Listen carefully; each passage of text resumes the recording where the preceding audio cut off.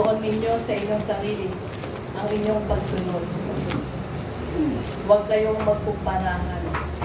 Huwag ninyong ikumpara ang sarili sa iba. Ako ang nakakakita ng inyong puso. Ako lamang ang magsisiyasat.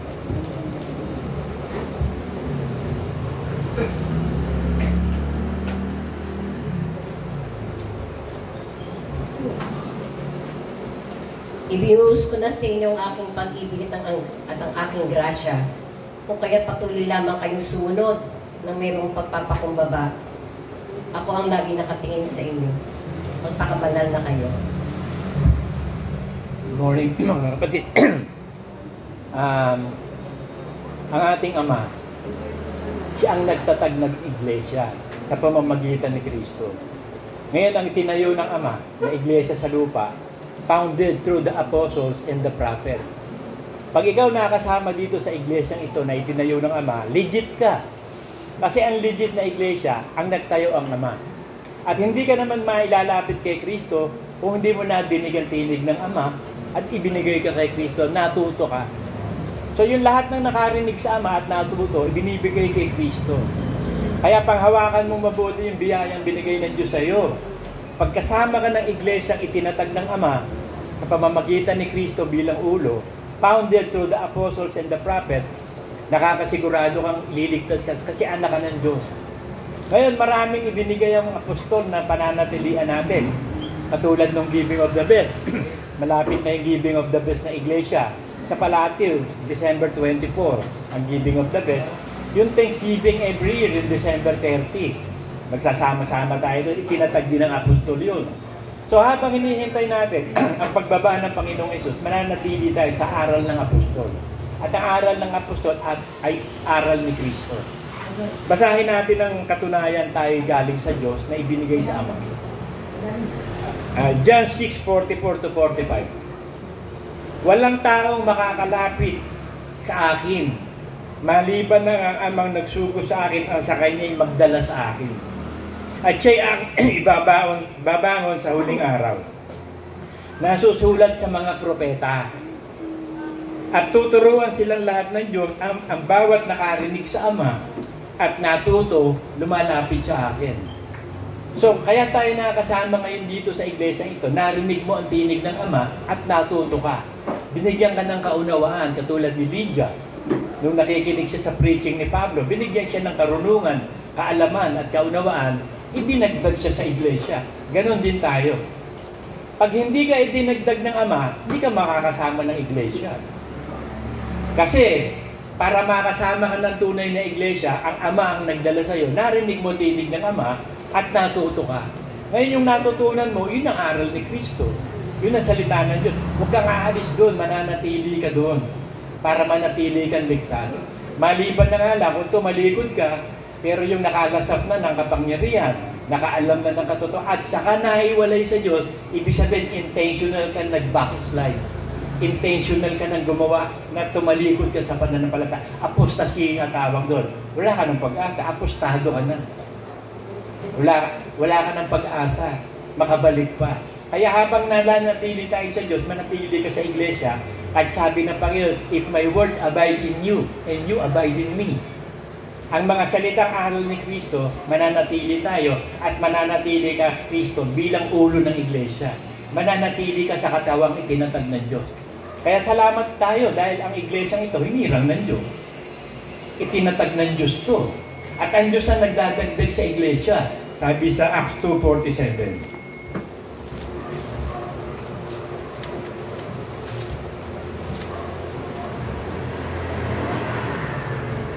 At nagpupuri sa Diyos at nagtatamo ng paglingap ng buong bayan at idinadagdag sa kanila ng Panginoon araw-araw yung naliligtas.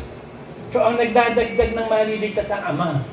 Ang gagawin ng Ama, pag nakita ka na hinahanap mo siya, kasi ang Diyos nagaling nando sa langit, tumitingin sa lupa, hinahanap niya yung mahanap sa Kanya. Tapos tumutungay sa lupa, hinahanap niya yung hinahanap niya. Yung naghahanap sa Kanya, hinahanap niya rin. Kaya natagpuan ka. Kaya ka nakarinig ng tinig kasi hinahanap mo yung Diyos at hinahanap ka ng Diyos. Nakasulat yun sa Psalm 53:2. Tsaka Psalm 14:2. Basahin natin yan.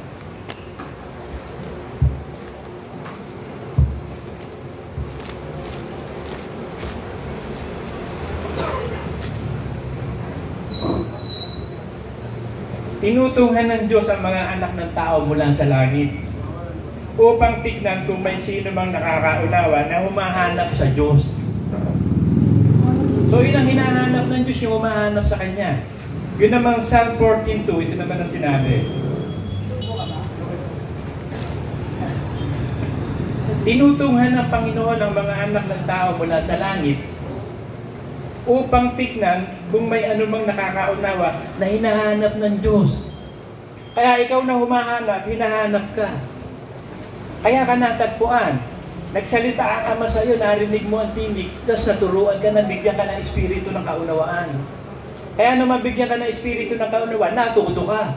Dinala ka kay Kristo, na-realize mo talagang ito yung iglesyang hinahanap-hanap mo. Kasi sa totoo lang, alam mo, bago rin natin natagpuan ito, matagal eh. Kasi naghanap din talaga ako eh. Kung saan-saan din ako napunta. Gumawa pa nga ako ng libro eh. Yung yoga eh. At concentration, yoga with Jesus Christ consciousness in a lotus position. Gumawa pa ako nun eh. Pinaghalo ko yung yoga eh. Yung Hare Krishna. Alam niyo yung mga kanta nila, okay na sana. Si George Harrison, My Sweet Lord, okay na sana eh. Si Sampaguita, sa Diyos lamang. Kaso sa bandang huli, alam mo, ang Diyos nila si Hare Krishna. Hare Krishna. Hindi nyo alam, abata yun eh, abata. Ibig sabihin yung Diyos na naging tao. Si Hare Krishna. Yun ang Diyos nila. Mali eh. Noong una, sabi ni Sampaguita, sa Diyos lamang. Ang pag-ibig sa Diyos lamang. Si George Harrison, My Sweet Lord. Hallelujah. Tapos sa bandang huli, Hare Hare, Krishna Krishna. Mali. Deceive. May calling pero hindi nabuksan. Hindi nila narinig ang tinig ng Ama. Kaya hindi sila dinala sa iglesia. Pero tayo, napakapalad natin eh. Yung My Sweet Lord talaga na at sa Diyos lamang. Ang pag-ibig sa Diyos lamang. Kaya sabi nito sa Sampaguita, ngayon nalaman na niya ang pag-ibig sa Diyos lamang. Kasi yung una, ang pag-ibig niya, laro lamang eh. Pakinggan niyo yung mga kanta ni Sampaguita, ang daming message na maganda. Yung tao, maganda message. No, si Balasi. Ang dami. Pero sa bandang huli, deceive pa rin eh. Haribol ang pinaniwalaan nila eh. Hare Krishna. Si George Harrison, ganun din. Kaya natigil ang The Beatles nung araw. Kaya meron silang Let's Start All Over Again eh. Yung kanta nila na yun eh. Let's give peace a chance. Na-divert sila sa Hare Krishna eh. Nung ma-realize nila, yun. Pero si George Harrison, nahulog talaga. Buong hektaryan lupa niya, properties niya, ini-offering niya lang sa sa Hare Krishna eh. Sa Hindu eh. So deceive. Sana naligtas to. May calling eh. Kaso hindi napili eh. Hindi nabiyayaan makaunawa. Hindi katulad natin, nabiyayaan talaga tayo. Yung Romans 8:29 tayo. Kaya mapalad tayo eh. Basahin natin yun.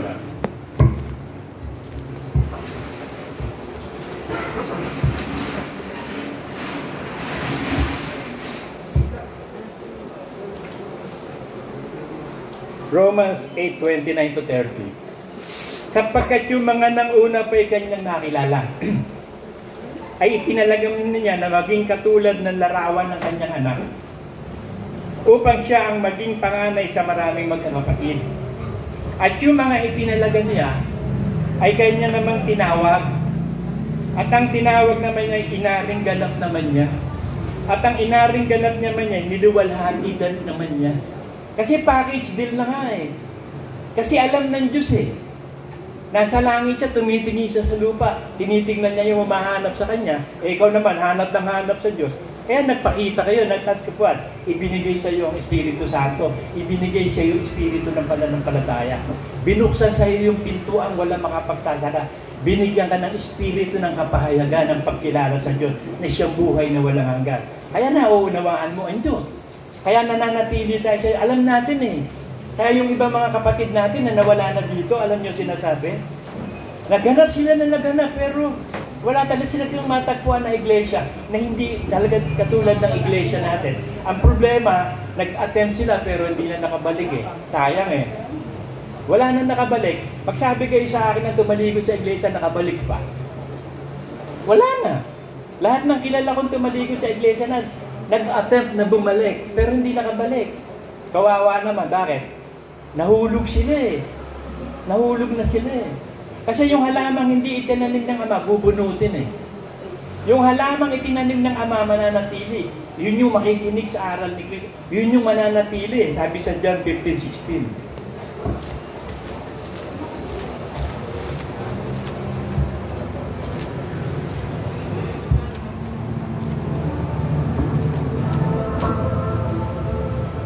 Ako'y hindi inyo hinirang. Ngunit kayo hinirang ko. At akin kayong inihalal upang kayo magsiyaon at magsipagbunga at manatili ang inyong bunga.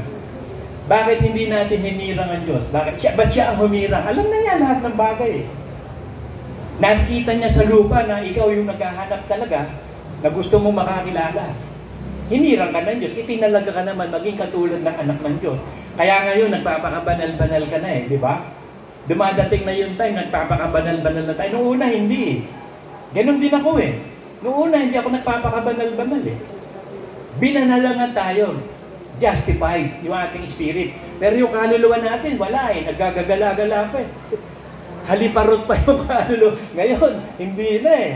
Natututunan na natin talagang kumilala sa Diyos na this time, magpapakabanal-banal na ako. Ang banal, magpapakabanal-banal. Kaya sa huling araw, yung banal, magpapakabanal-banal. Kaya tayo ngayon, nangungunti eh. Bakit? Eh yung banal na magpapakabanal-banal eh. Yung hindi totoo, hindi natin makakasama eh. Tatalikod yun. Kasi sa huling araw, tatalikod na marami sa pananampalataya. Merong falling away first. Kasi malapit ng ilantad yung Antichrist. So pag malapit na lumabas sa atin, may falling away. Marami tatalikod sa tunay na pananampalataya. Sabi sa 2 Thessalonians 2:3.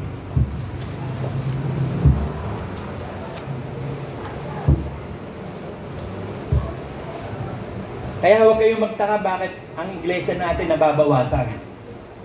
Imbis na madagdagan, nababawasan. Talagang ganun. Kahit sa marathon, lumabang ka ng tournament ng marathon, nagsimula 1,000, hindi naman madadagdagan niya, mababawasan. Sino lang yung makaka-finish line? Yung mga finisher. Binibigyan sila ng t-shirt na finisher, may reward. Ganon din tayo. Nag-umpisa ang iglesia to, libo-libo eh. Eh ilan na ba tayo ngayon? Malapit na tayo sa finish line. Bibigyan na tayo ng white robe, the finisher. Gagraduate ka, may diploma ka na, may reward ka. Kasi naganap mo yung katungkulan ng pagiging tunay na Kristiyano. Ito sabi sa huling araw, 2 Thessalonians 2:3. Huwag kayong padaya, kanino man sa anumang paraan, sapagkat ito hindi darating, maliban ng dumating muna ang pagtaliwakas. May falling away muna. At mahahayag ang taong makasalanan ang anak ng kapahamakan. So pagkatapos mayroong falling away muna o yung tinatawag na general crisis. Mayroong crisis na magaganap sa mundo eh. Hindi niyo napapansin ngayon ang dami ng mga follower ng Antichrist? Ang dami na nga gumagawa ng mga gawa ng Antichrist eh. Ang dami noon pa, marami ng religion. Hindi tinatanggap si Kristo nang galing sa Diyos eh. Na siya'y naging laman eh. Salitang naging laman, hindi tinatanggap, ma-Antikristo. Noong pa gumawa na Antikristo hanggang sa panahon ngayon. Na sumasalangsang at nagmamataas laban sa lahat ng tinatawag na Diyos. O sinasamba, ano pa siya'y nauupo sa templo ng Diyos at siya'y nagtatanggap sa kanyang sarili na tulad sa Diyos. So malapit na to. Pag nabuo na yung Temple of Solomon, yung third temple, kasi matatalo ang Israel sa gera eh. Mananalo ang buong Middle East, ang Hamas eh. Mananalo sila sa gera laban sa Israel. Ngayon, itatayo yung third temple. Pupunta doon ang Antichrist. Uupo siya doon, nakikilalaran niya ang sarili niya bilang Diyos. Tatakbo ngayon ng Israel, marirealize. Mali tayo ng tinanggap. Ang dapat pala natin tinanggap, yung ipinapako natin. Tatakbo ngayon sila. Hahabulin sila ng Antichrist. Pero liligtas sila ng Diyos. Kukumpletohin lang muna ang kapunuan bilang ng hentil. Tapos babalikan niya ang Israel. At buong matitira sa Israel, ililigtas niya. So yun ang sistema. Yun ang plano ng Diyos. Kaya tayo ngayon mapalad eh. Kailangan mapabilang ka doon sa kapunuan bilang ng hentil. Romans 11:25.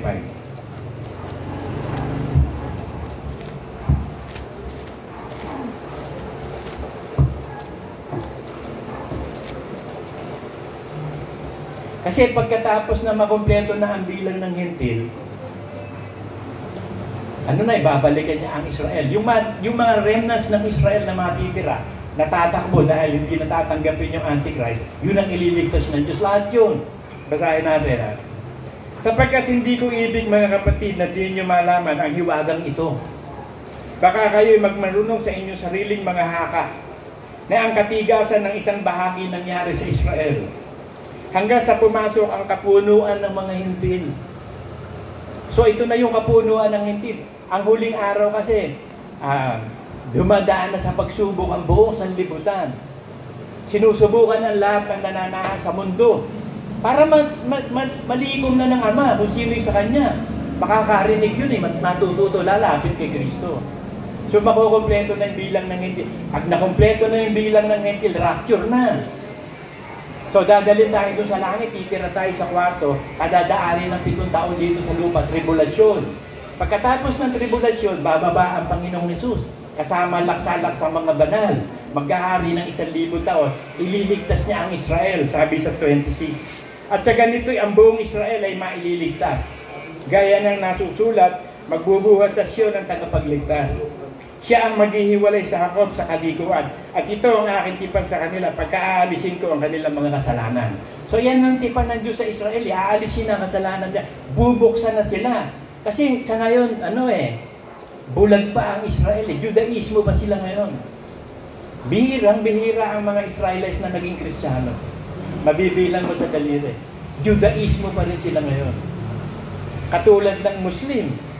Ang pinaniniwalaan nila, Diyos din ni Abraham pero first 5 books. Deceive ang Muslim Kasi ang paniniwala nila, si Ismael, di ba si Hagay, anak na si Ismael, pinalayas ng ni Sarah. Nung palayasin si Ismael, como disyerto, ubos na yung tubig na baon nila, nauhaw na, nauhaw na si Ismael, katulad ko, nauhaw ako. Kaya ayaw, minom. Ngayon, ibinaba ni Sarah yung bata sa isang lugar. Tapos 7 beses siya nagpabalik-balik, naghahanap ng tubig, wala makita. Pagbalik niya, binuksan ng anghel yung pinalalagyan ni Ismael. Ang tawag doon, Mecca. Yun ang lugar ng Mecca. Yun yung tinatawag na Kaaba, the house of God. Doon makikita yung black stone. Hindi nyo napapansin, every year may pilgrimage sa Muslim. Umiikot sila doon, parang Milky Way. Doon sa Kaaba, yung black na building, tapos makikita po na may mga gold doon, tsaka silver. Tapos yung kanto nun, mayroong parang vaginal area. Nandun yung black stone. Kasi ang ginawa ni Muhammad, pinagbabasag niya lahat ng idol worshippers Pagkat ang Diyos ni Abraham ang Diyos niya Tapos yung black stone lang din natin, kasi sabi na galing daw sa langit yun. Idol worship pa rin yun. Doon nahulog si Muhammad. Ngayon sabi niya, nakausap niya si Gabriel. Binigyan siya ng aral ng Diyos. Ang tawag doon, recital. I-recite mo yan. Bago namatay si Muhammad, naisulat niya sa libro yun, tinawag niya Quran. Kaya ang Islam, ang tawag doon, pagpapasabak sa Diyos, ang Muslim, yun yung tawag sa Islam na religion, Muslim. Alam niyo ba na napakaraming Muslim ngayon? At hindi niyo ba mapapansin, bumabalik din ang mga Kristyanismong puno ngayon kay Virgin Mary. Napupuno ang simbahan ngayon sa Katoliko. Kasi malapit na yung one form of religion. Yung Papa, mahihikayat niya ang buong mundo sa iisang religion lang. Naniniwala sila, kahit anong religion naman, sa Diyos din pupunta yan, dadaan lang kung kani-kanino. Ayun ang pagkakamali nila. Jesus is the way, the truth, and the life. Si Jesus lang silang ang daan patungo sa Ama. Kaya pag hindi ka ibinigay ng Diyos kay Kristo, hindi ka makakapunta sa Ama. Kaya mapalad tayo Kasi binigyan tayo ng karunungan. Nung chicken ko nga, yung New Jerusalem, kasing laki lang ng United States. Tinignan ko yung area ng United States. Yung populasyon nila, halos 1 billion lang ang nandun So, ganun lang kaliit yung New Jerusalem. Ganun lang kakunti ang maliligtas. Ganun lang ang tinipon ng Ama. At alam na ng Ama yun, kaya isinulat na pangalan natin sa Aklat ng Buhay. Simula pa lang, kilala na tayo. Hindi pa nililikha ang langit at lupa. Nakasulat na pangalan natin sa Aklat ng Buhay. Ngayon, habang nabubuhay tayo, natututo tayo. Natututunan natin lahat ng aral ng Diyos. Ngayon, yung hindi ibinigay ng Diyos sa atin, sa Diyos yun. So, huwag mo nang bukalkalin yung mga bagay na inilihin ng Diyos, huwag na. Punta ka lang sa King James Version, yun lang ang paraan ng pagliligtas. Huwag ka nang dumaan doon sa Book of Enoch. Novelty yun eh. Interesting yun. Madadivert ka doon. Kaya nga, hindi inilagay ng Diyos masyado rito yung tungkol sa fallen angels eh. Genesis 6:4 lang eh. Wala na. Wala ka nang mababasa tungkol sa fallen angels. Yun lang. Kasi kung pupunta ka doon, madadivert ka yung kaligtasan mo.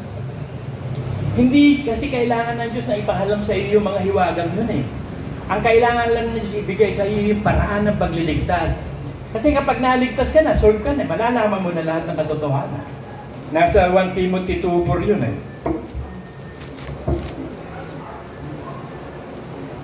Na siyang may ibig na ang lahat ng tao ay maligtas at makaalam ng katotohanan. So pag naligtas ang tao, makakaalam ng katotohanan. Hindi natin alam lahat ng katotohanan. Ang alam pa lang natin katotohanan si Kristo at ang aral ni Kristo sa pagliligtas niya. Kaya siya yung Savior eh. Jesus Christ the Savior. Kaya nga siya yung tagapagligtas eh. Ngayon pag nailigtas na niya, papalitan na yung pangalan Jesus Christ. Papalitan na rin ang pangalan natin. Ang pangit na pangalan natin eh. Lauro. Pangalan ko, Lauro, napapangitan. Bagay, lahat naman tayo, napapangitan tayo sa pangalan natin. Pero darating ang araw, napapalitan niya na yun. Alam niyo, ang opinion ko lang to ang ibibigay ng pangalan ng Diyos sa atin, yung pangalan ng Diyos. Kanya-kanyang karakter natin, yun ang pangalan ng pagka-Diyos mo. Makikita yun sa batong puti eh. Bibigyan tayo ng Diyos ng batong puti na bagong pangalan. Ang Ama lang ang hindi mapapalitan ng pangalan. Forever na Ama. Hindi papalitan yun. Forever na Ama. Kaya pagdating sa langit, may makikita tayo doon matanda. Yung matandang yun yung Ama. May makikita tayo doon na poging-pogi na talagang maskulado ng ganda si Jesus Christ yun. Yun yung panganay. Lahat tayo doon. Magkakapatid doon sa langit. Ang ina natin, yung New Jerusalem, doon tayo titira. Asawa tayo ng Diyos eh. Kasi pamilya, ang plano ng Diyos kasi pamilya. Ang gusto ng Diyos, pamilya. Kaya nga may family of God eh. Kaya nga, ang una niyang ipinanganak, si Kristo. Sumunod, lahat na tayo, ipinanganak na niya. Gusto niyang dumami, hindi niya napansin lahat ng creation niya, lagi niyang sinasabi, go and multiply. Tignan mo si Eva at si Adan, ang inutos ng Diyos sa kanya, go and multiply.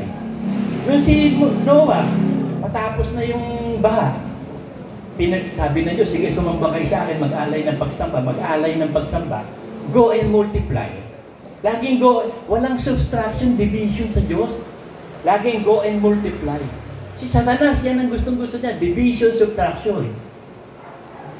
Kaya kita nyo, yun ang gusto ng Ama, multiply. Kaya nga ipinanganak niya ng ipinanganak, Ama ng mga espiritu. You must be born from above, born of the Spirit. Kasi yung unang pagkapanganak mo, laman yun eh. Baka sa libot, galing ka sa alikabok eh. Yun yung laman. Yun yung unang mong pagkatao eh. Yun yung outer self mo. Yung laman. Ngayon, pag na-born again ka, born from the Spirit ka, born from the above ka na, bago kang nilalang. Yung bagong pagkanilalang mo, yun ang anak ng Diyos. Kasi yung una, anak ng demonyo. Ngayon, nung maging anak ka na ng Diyos, banal ka na nun, hindi ka magkakasala nun. Kung pairalin mo, bago. Kasi ang anak ng Diyos, hindi naman nagkakasala ang anak ng Diyos eh. Nasa 1 John 5 yun eh. Hindi ko lang matanda ako anong number.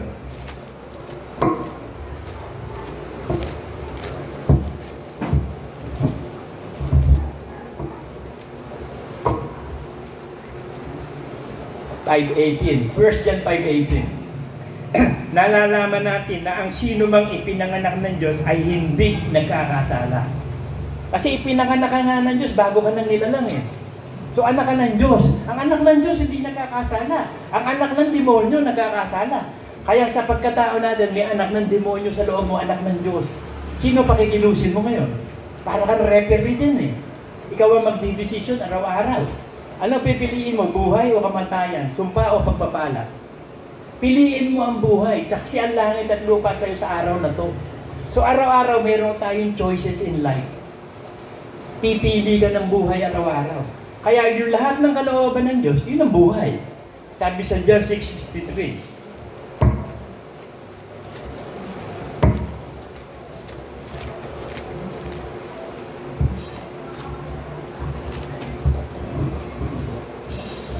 Ang espiritu nga ang bumubuhay sa laman, walang anumang pakinabang. Yung dating pagkatao mo, yung laman, walang pakinabang doon. Anak ng demonyo yun eh. Ang mga salitang sinasalita ko sa inyo ay pawang espiritu at pawang buhay. So yung sinasalita ng Panginoong Hesus sa atin, buhay yun ng espiritu. He is the way, the truth, and the life. Kaya we are born of the Spirit eh. Pinanganak na tayo. We are being born again. So yung pagiging born again, proseso yun. Parang ano yan eh, parang sanggol. Hindi ka naman antimano, pinanganak na sanggol eh. Nagsimula muna yan sa sperm cell tsaka egg cell. Yun yung paraan ng reproduction sa tao eh. Pero sa Diyos, hindi kailangan yun eh. Alam nyo, lahat ng hirang ng Diyos, puro baog ang pinanggalingan. Si Sarah, si Isaac, baog yun eh. May depresa si Sarah, kaya nga hindi nagkaanak agad eh. Si Samson, si Naomi, baog din yun eh. Pinanganak si Samson. Si Samuel, si Anna, baog din yun eh. Lalong matindi si Virgin Mary. Hindi ito baog, pero nanganak ng hindi kailangan ng sperm cell. Nilimliman ng Espiritu Santo at papangalanan ng Jesus. The first Noel, a child is born, the King of Israel. Kaya may kanta sila, the first Noel. Ibig sabihin, news, good news, that the King is born, and a child is born, and all is well. Goodwill to mankind. Kaya yun eh, Emmanuel. Kaya sabi ko nga kay Emmanuel, alam mo, yung Emmanuel, God is with us yan eh. Ang pangalan mo, Manuel, walang M. God is not with us. Pero hindi, sabi ko, tama. Ang root word nun, Manuel. God is with you pa rin. Kasi kung hindi God is with you, para kang si David na hindi nakabalik. Nakabalik ka pa, David eh. Hari David eh. Bagamat nabatsiba ka, hindi ka naman naging nasubasog. Nakabalik pa si David eh. Si Hari, idol ko to eh. Balik tayo kay David. Balik tayo sa Diyos. There is only one God and one man mediator, and that is Jesus Christ. 1 Timothy 2:5.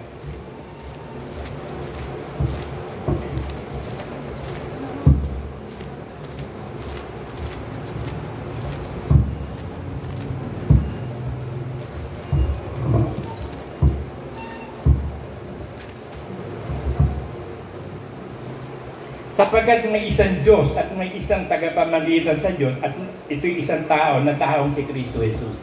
Kaya nga naging tao ang salita ay para magkaroon ng mediator. Hindi naman kasi pwedeng dumirekta ang Ama sa atin. Hindi siya pwedeng dumirekta, dadaan ka kay Kristo. Para makadaan ka kay Kristo, kailangan yung salita ng Ama maging tao. Para magkaroon ng mediator. So yung salita na naging tao, aral ni Kristo. Si Kristo yun, the Word of God is God. And the Word of God is eternal life. Ang salitang sinasalita sa atin ng Diyos ay eternal na buhay. Kaya yung lahat ng aral na tinuturo ni Kristo, kapag sinusunod mo yan, may eternal na buhay ka. So habang sinusunod mo ang salita, ligtas ka. Pero pag bumitaw ka na, tumalikod ka na, tapos na maliligayang araw mo, Hebrews 6:4-6 ka na.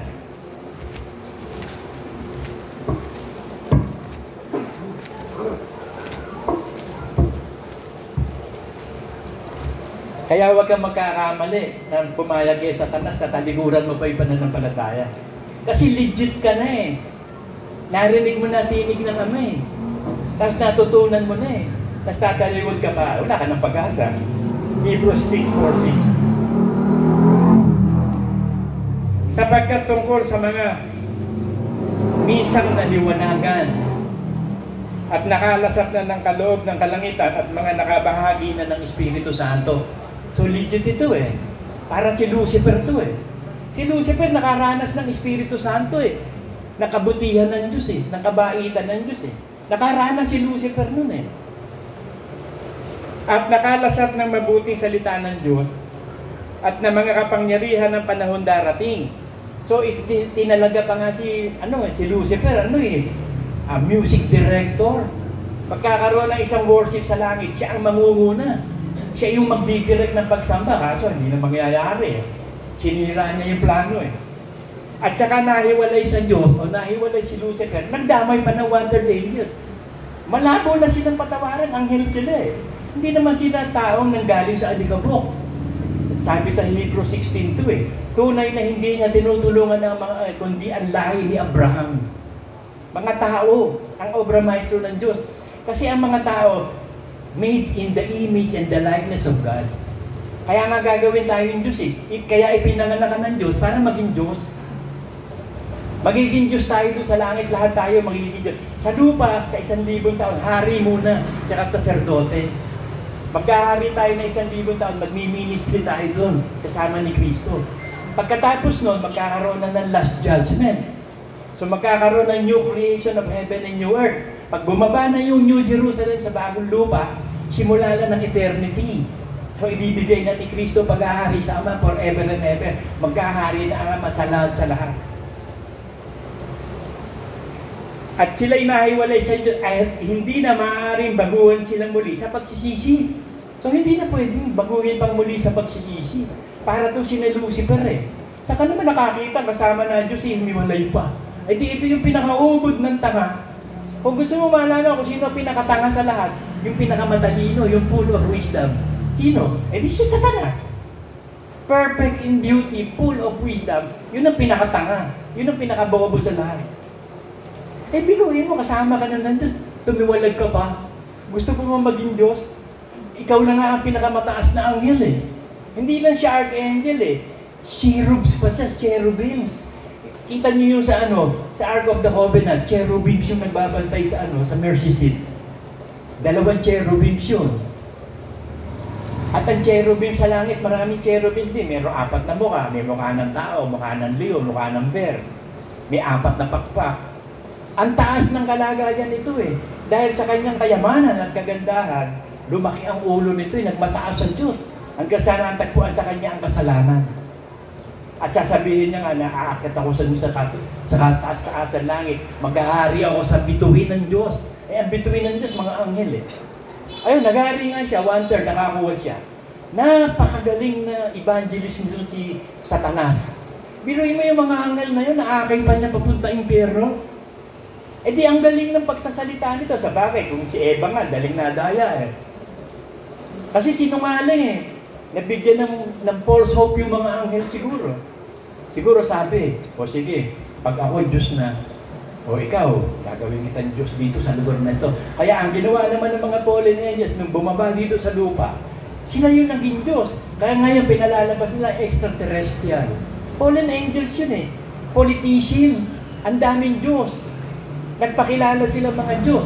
Ang Diyos ng Roma, Diyos ng Greece, ng Hindu, si Vishnu, si Shiva, si Hare Krishna, yung Diyos ng mga Chinese, Diyos ng Hapon, Diyos ng mga Norse God, Diyos ng mga Romans, ng mga Griego. Puro fallen angels lahat yan. Ngayon, dinadivert nila ngayon ang Bible, na huwag kang umasa sa Bible ngayon. Naglalabas sila ng mga bagong discovery at bagong karunungan. Kunwari, may bagong latest. Ito yung latest, ganito, ganyan. Para sirain ka. Samantalang sabi na Diyos, hindi na nangangailangan ng katulong. Saliksikin mo sa aklat na Panginoon at hindi na kailangan ng katulong. Sapat na yung Bible. Hindi mo na kailangan yan. Kaya nga ako, nung malaman ko yung binabasa ko na Solomon's Mine, galing sa Jubilee. Tinigilan ko agad kasi apocryphal books yung Jubilee. Nandun yung istorya ng pati yung Book of Enoch. Hindi ko rin binasa, huwag niyong basahin yun. Book of Enoch, Jubilee, delikado kayo dyan. Baka masingitan kayo ng maling aral. Ako nag-iingat ako kasi teacher ako eh. Baka makapagturo ako ng mali, patay ako sa Diyos niyan. Napakalaking parusa ibibigay ng Diyos sa mga false teachers. Ewan ko nga kung ano yung mabigat na alam ko ang mabigat na parusa, impyerno lang eh. Pero may mas mabigat pa eh. Ano kaya yun, Sa langit na natin malalaman yun. Nasa James yun eh, James 3. Huwag niyong maging guro ang marami sa inyo. Mga kapatid ko, yamang nalalaman tayo itatanggap ng lalong mabigat na hatol. So pag false teacher ka, lalong mabigat na hatol ang ibibigay sa iyo ng Diyos. Ano kaya yun? Yan ang tanong ko.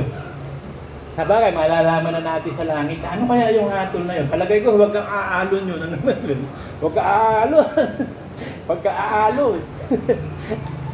Hindi natin alam yun. Marami pa tayong tanong na hindi natin nasasagot eh. Sasagutin ng Diyos siya pagdating sa langit. So focus lang tayo sa ibinigay ng Diyos sa atin. Yung lahat ng inireveal ng Diyos sa atin, para sa atin at sa mga anak natin. Deuteronomy 29:29.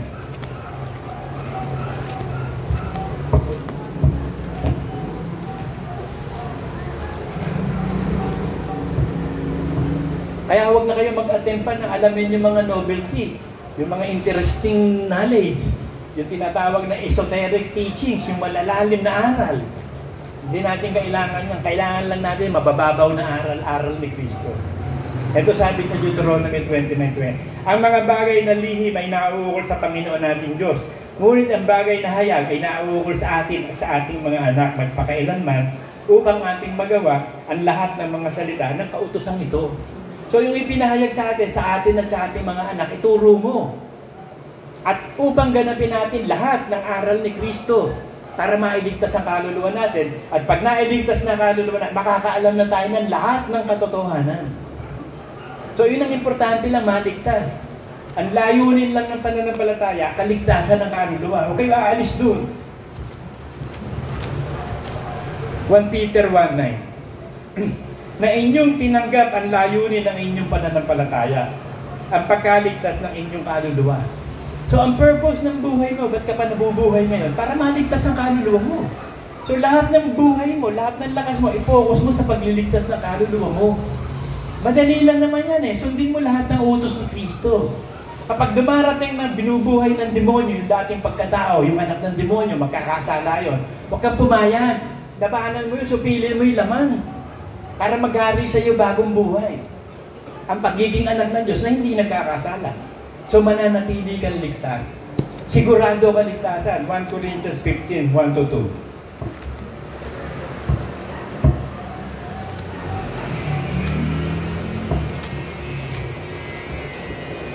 Lahat naman ng bagay kasi ipinahayag ng Diyos sa Bible eh.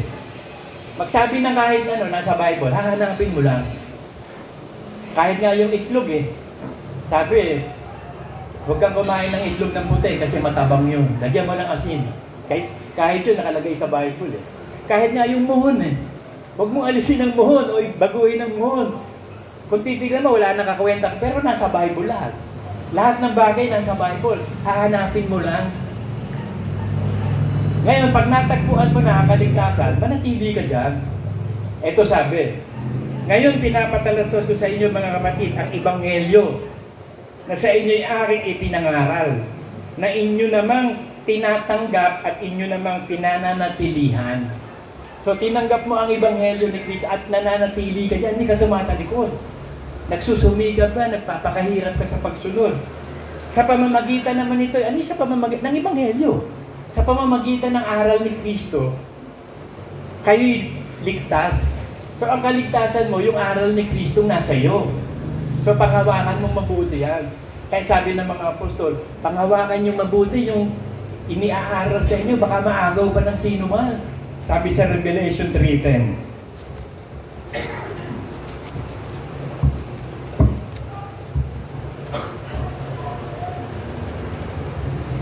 3:10-11. Sapagkat tinupad mo ang salita ng aking pagtitiis, ikaw naman ay aking iingatan sa panahon ng pagsubok na darating sa buong sanlibutan. So dumating na sa buong sanlibutan. Kaya nga panay na giyera sa Israel eh. Kasi matatalo na Israel, patapos na eh. Iigting ang giyera na yan, matatalo Israel. Mananalo ang Middle East. Kasi yun nga sinabi sa yung hukbo ni Ismael. Kasi ang kinikilala kasi nila na talagang sinugo si Ismael. At sinabi nila, ang ini-offering daw ni Abraham si Ismael, sabi ni Muhammad. Sinungaling to si Muhammad eh. Ang daming nago yung mga Muslim nito. Kasi ang Muslim, ano yan eh, yan ang pinaka talagang, kumbaga sa ano, panatiko sa lahat ng relihiyon, Muslim. Talaga na mas napakamasunurin niya sa aral. Ang sinusunod kasi nila, Bible day, kaya nga, first 5 books, yung Pentateuch, yung Genesis, Exodus, Leviticus, ano pa yung nandun?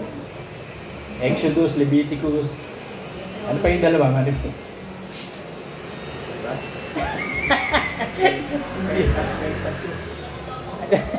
Basta yung first 5 books ni Moses, yun ang sinusunod ng nila. The rest, wala na. Kaya lahat ng religion sa buong mundo, puro ama lang eh. Tsak si Jehovah, ama lang yun. Iglesia ni Cristo, ama lang din yun. Sino pa ba? Judaismo, ama lang din yun. Si Muslim, ama lang din yun. Tayo lang ang iglesyang Kristiyano na yung anak, kasi sabi, yung hindi kikilala sa ama at sa anak, wala ang Diyos doon. Yung lang may dalang aral ng ama at aral ni Kristo. Kasi yun ang paraan ng Ama eh. Dumaan sa sugo si Kristo. At kapag dumaan ka kay Kristo, makakarating ka na sa Ama. So ang ginagawa ngayon ng false prophet, lalabas ang false prophet, palagay ko yung Papa eh. Kasi siya lang ang may kapangyarihan mag-ipon eh. Ng religion sa buong mundo. Siya lang ang may power eh. Mapagkakasundo niya, magkakaroon ng ecumenical church, one form of religion, one form of faith, faith in Jesus Christ. Ang ipapalaganap ito, kahit Muslim ka, tanggapin mo. Kaya hinihintay pa rin ng Muslim yung Kristo eh. Pareho kami lang hinihintay, kaya pagdating ng Antichrist, tatanggapin din ng Muslim. Tatanggapin lang din ng mga Kristiyanong kuno, ng Judaismo, si Kristo. Eh, Antichrist pala yun. Kaya sabi ni Kristo, ako'y bumaba eh, hindi ako tinanggap ng sariling akin, pero meron darating eh, galing sa kanya sarili, yun ang tatanggapin ninyo. So malapit na yun eh. Ako'y dumarating na madali, panghawakan yung matibay ang nasa iyo. Ano yung nasa iyo? Ano panghawakan? Yung aral ni Kristo. Upang wag kunin ng sino man ang iyong putong. Kasi pag naagaw sa iyo si Kristo, wala na. Pag hindi na itanim sa iyo ang salita, hindi maliligtas kaluluwa mo. Sabi sa James 1.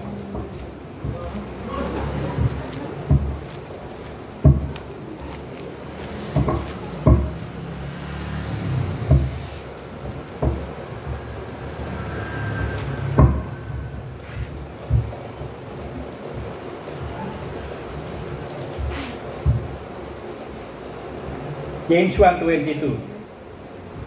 Pero umpisahan natin sa 21. Kaya't ihiwalay ninyo ang lahat ng karumihan at ang pag-apaw ng kasamaan. At tanggapin ninyo na may kaamuan ang salitang itinatanim na makapagliligtas ng inyong kaluluwa. So ang makapagliligtas ng kaluluwa, yung salitang itinanim. Si Kristo yung itinanim sa ating puso. Kaya sabi ni Kristo, ako'y kumakatok eh. At sino mang magbukas ng pintuan, papasok ako at kami magsasalo. Magiging magkaibigan si Kristo at yung tatanggap. Magkakaroon ng magchat-chat yung dalawa, magkakaroon ng tropa eh. Magkakatropa si Kristo. Kaya tayo ngayon ng tropa ni Kristo eh. Huwag ka lang bibitaw sa pananampalataya. Kasi ligtas ka eh pag nanatili ka sa pananampalataya. Amen?